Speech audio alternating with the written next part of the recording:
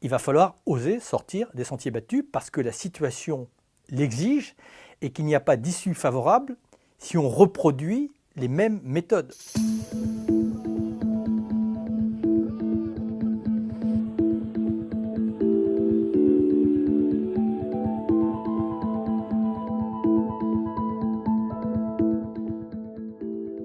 Ce pacte social et écologique, c'est pour dire qu'on peut concilier la transition écologique qui est absolument nécessaire, qui est une question d'avenir de l'humanité, et en même temps la question sociale qui est finalement le quotidien de chaque citoyen, sa capacité, son pouvoir de vivre d'une certaine manière.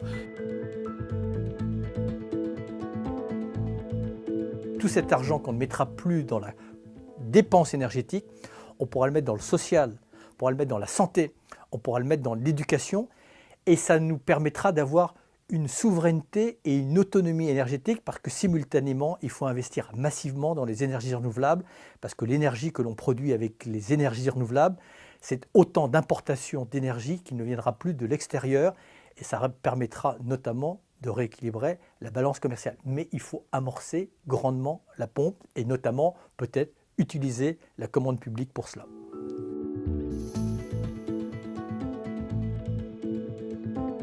Les entreprises aujourd'hui bénéficient d'un certain nombre d'exonérations fiscales et d'aides publiques. Il faudrait conditionner ces exonérations et ces aides au fait que ces entreprises s'inscrivent vraiment dans la transition écologique, mènent des politiques de redistribution des richesses avec leurs salariés et aient des politiques de création d'emplois et d'embauche de jeunes notamment beaucoup plus fortes que ce n'est le cas aujourd'hui.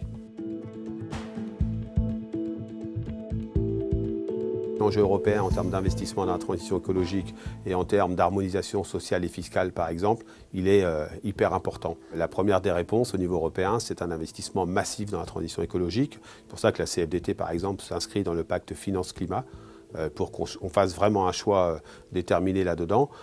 Et puis, il y a aussi des politiques sociales à mener en termes d'harmonisation fiscale pour les entreprises, pour qu'on n'ait pas de dumping social.